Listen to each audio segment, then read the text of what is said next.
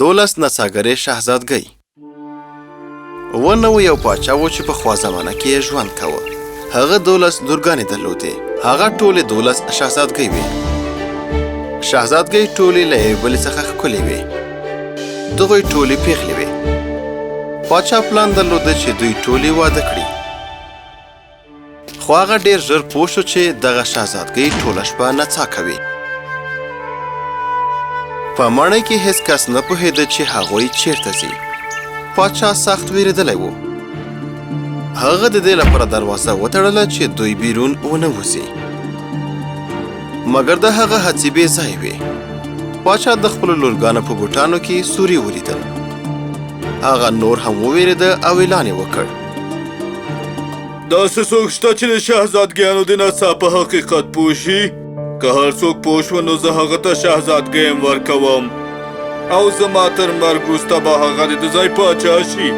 او که چېرته هغه په 3 شپو کې په دې راز ونه پوهېده نو هغه ژوند به ختم شي. دغه خبر ډېر ژر په چټکۍ سره خپور شو. یو شهزاده راغی چې د شهزادګیو په دغه راز پوه شي. زه ستاسو د ګاونډي هېواد شهزاده یم او غواړم چې د شهزادګیو د نڅا په راز معلومات وکړم. شهزاده ته په ماڼۍ کې تود هرکلی وشو.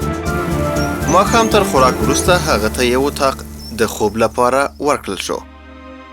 دغه اتاق د شهزادګیو اتاق ته نږدې و. د هغه د خوب کټ داسې ځای کې کېښودل شو چې هلته کولی شول چې په اسانۍ سره وګوري شهزادګۍ چیرته نڅا کوي. د شهزادګیو د اتاق دروازه پرانیستې وه. شهزاده خپل اتاق کې و.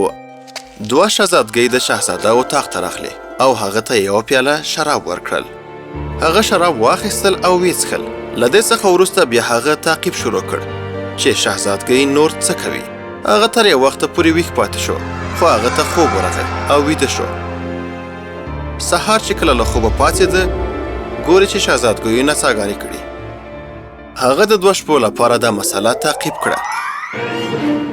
خو په 4مه شپه چې هغه تعقیب کړه نو پاچا ته یې هیڅ ځواب نه درلود او هماغه و چې پاچا هغه وواژه.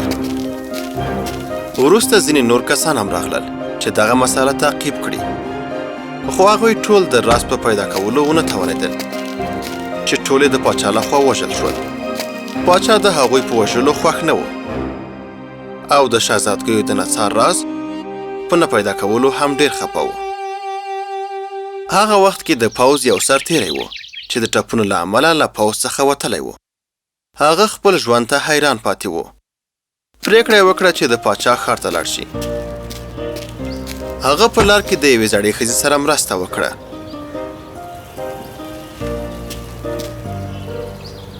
ښځې له ده څخه مننه وکړه. ته چېرته ځې؟ زه نه پوهېږم. فکر کوم د پاچا ښار ته ځم. او دغه شهزادګیو لپاره؟ نه، د شهزادګیو په اړه څه خبره ده؟ آیا ته د پاچا د اعلان څخه خبر نه یې؟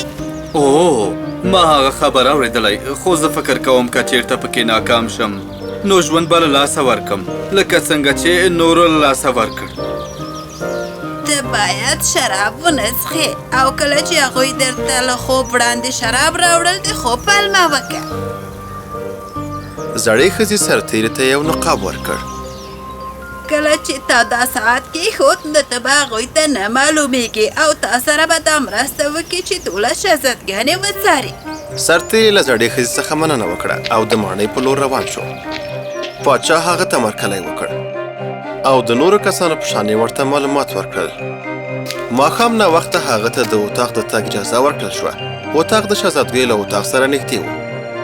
مشره شهزادګۍ د سرتیري اتاق ته راغله. سلام شهزادګۍ. سلام، ما ستا لپاره شراب راوړي. مهرباني وکړه دغه شراب زموږ له خوا ومنه. سرتیری د دې په اړه له مخکې نه خبر و. هغه ټول شراب وڅښل خو تیرې نه کړل او خوله کې یې وساتل. شهزادګۍ د هغه خونه پرېښوده. سرتیري له خپلې خولې بیرته شراب توی کړل او د خوب بهانه یې وکړه. ټولې شهزادګۍ د هغه په خوب خوشحاله شوې. هغوی ټولو لباسونه واغوستل او بیرون شول. هغوی آماده وي. مشر شهزادګۍ کټ ته ټکان ورکړ او هغه لاندې پریوت.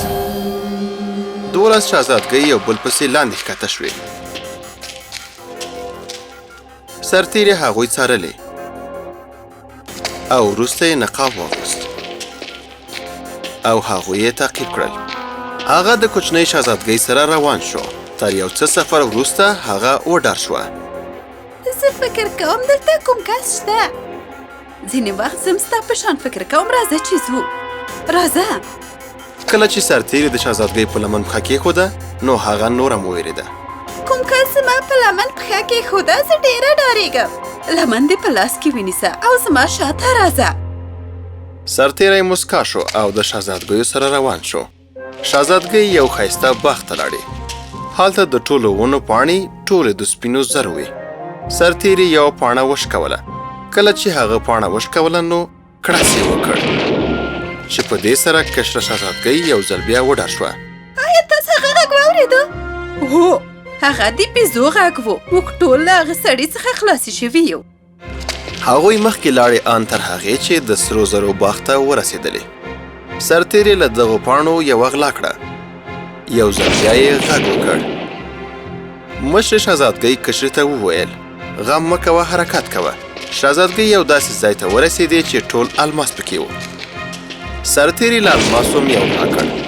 دا ځل بیا کشري شهزادګۍ غږ واورېد او وډار شوه.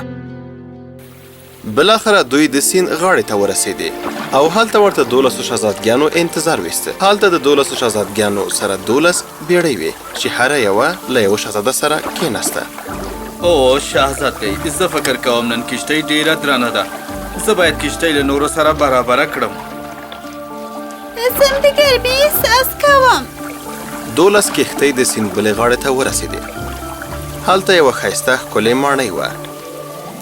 12 جوړې ماڼۍ ته ننوتې. هلته لا هم سرتیری نه ښکاري.